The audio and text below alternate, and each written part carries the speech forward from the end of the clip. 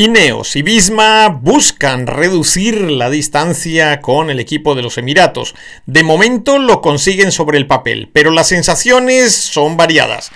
Top, y arrancamos estos 10 minutos de Contrarreloj Individual con el análisis de las noticias del mundo del ciclismo de ruta, hoy 13 de marzo.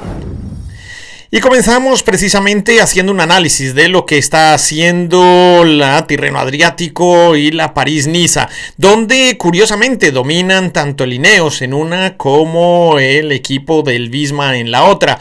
Y pese a ello, las sensaciones que quedan es que el equipo de los Emiratos sigue siendo el que más fuerza está poniendo en las competiciones, en las carreras, con esos 14 triunfos que han conseguido hasta la fecha y que no terminan de aclarar el panorama sobre quién podrá doblegar y vencer al equipo emiratí. También ha comenzado la Vuelta a Istria y la de la isla de Rodas. Arranquemos con los resultados de las carreras menores. Celeb Girisha, el corredor ruso del XDS Astana, ha conseguido el triunfo en la primera etapa del Tour de Rodas y esto le beneficia lógicamente al equipo que está desesperadamente a la búsqueda de puntos. Es muy importante este tipo de carreras, lo hemos analizado de 2.2. Mientras que en la carrera croata del Tour de la primavera de Istria, el ganador fue el corredor del Alpecin, el polaco Marcel Buchowski. Allí hubo presencia importante de corredores latinoamericanos, brasileños, mexicanos, ecuatorianos y colombianos que han hecho de momento en ese prólogo de 1,4 kilómetros, pues una actuación dentro de lo esperado. Veremos cómo evoluciona este Tour de la primavera de Istria, donde hay muchas posibilidades de que los equipos con representación latinoamericana puedan hacer un gran papel. Nos metemos de fondo en las dos grandes carreras World Tour que se están disputando en este momento de forma paralela y queremos poner el foco de lo que está sucediendo en el trabajo que realizan los equipos que están intentando de alguna manera poner en solfa, hacer un pulso al equipo de los Emiratos. Arrancamos con la Tirreno Adriático, donde el liderazgo de Filippo Ganna hoy estaba en entredicho precisamente porque había una ascensión muy exigente en la que el corredor italiano, por sus características, su peso, su talla, debería dar un plus. Lo hizo fabulosamente bien y consiguieron llegar dominando a esa zona peligrosa con una escapada que prácticamente se mantuvo hasta falta de 6 kilómetros para la línea de meta y sin embargo el control de la carrera lo estaba ejerciendo de manera magistral el equipo del Ineos. En ese punto se presenta una situación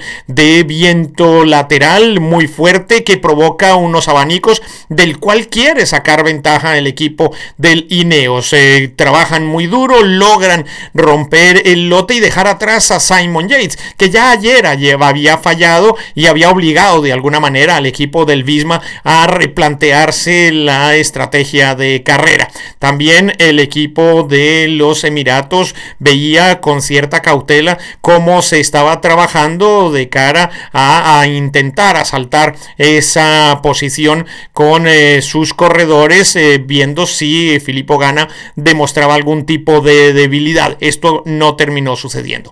En el descenso se marcaron algunas diferencias y llegamos a la parte final. 3 vueltas a esa zona cercana a la línea de meta en Tazaco y allí nuevamente el equipo de Ineos vuelve a trabajar de una manera prácticamente unívoca con el gran esfuerzo de corredores como el propio Rivera y no terminan de sacar el provecho suficiente porque al final en un sprint muy cerrado se termina imponiendo Olaf Koij, corredor del Visma, con Plumiers del Tudor y tercero Mathieu van der Poel. Los 3 holandeses dominaron el sprint en una llegada no muy sencilla, no muy fácil, pero el control que había ejercido el Ineos durante toda la carrera pues no les permitió vencer en la etapa, aunque sí logran el objetivo principal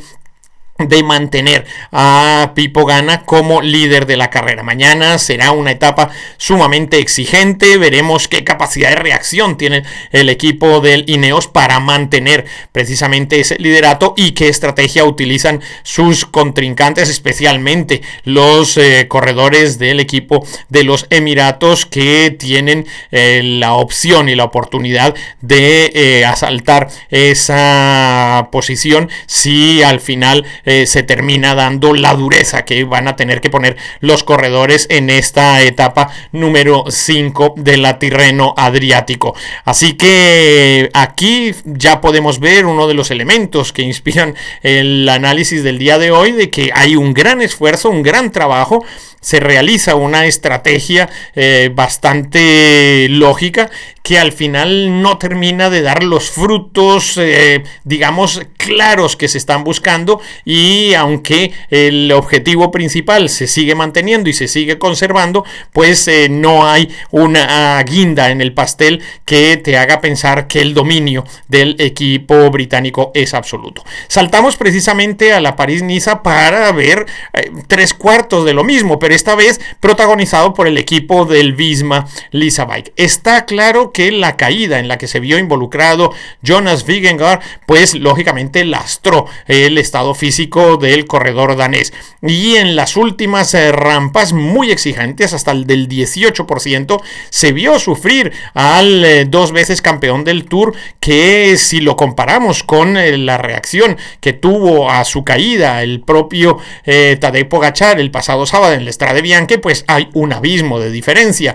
Aquí se le vio sufriendo y padeciendo a Jonas Vingegaard, mientras que el sábado pasado vimos a un Tadej Pogačar que, pese a la adversidad, se levantó nuevamente y consiguió el triunfo. Aquí media otro tema muy polémico, que es el papel de Matteo Jorgenson. El corredor norteamericano es en principio el líder que quiere trabajar el Visma para que nuevamente renueve su título de campeón de esta carrera, como lo fue el año pasado. Y de hecho ese es en este momento el escenario que estamos viendo. El líder de la carrera es Matteo Jorgenson, con segundo lugar de Jonas Vingegaard, pese a lo sucedido ayer con Joao Almeida del equipo de los Emiratos. Y nuevamente volvemos a un escenario parecido, con diferentes protagonistas, salvo el equipo de los Emiratos, que está siempre en todas partes, ojo a visor, como los cazadores,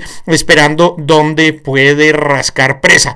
Y aquí el equipo del Visma, tanto lo sucedido en la dantesca etapa del día de ayer como lo que se ha podido ver en el día de hoy, deja algunas dudas, algunos sinsabores sobre cómo se está llevando a cabo esta estrategia, y el hecho de que no terminan de ser lo suficientemente contundentes como para quitarse a los enemigos de encima. Si bien hoy Matías Esquelmose sufrió para poder meter la cabeza entre los favoritos, surgió la figura de Lenny Martínez, que al final consiguió no solo la victoria de etapa, sino subir muchos peldaños en la clasificación general. En este terreno hay que decir que se ha practicado un escáner cerebral a Santiago Buitrago. Afortunadamente no se vieron mayores complicaciones después del golpe que sufrió en el descenso de la etapa del día de ayer. El corredor del Bahrein, pues por protocolo, después de haber sufrido una leve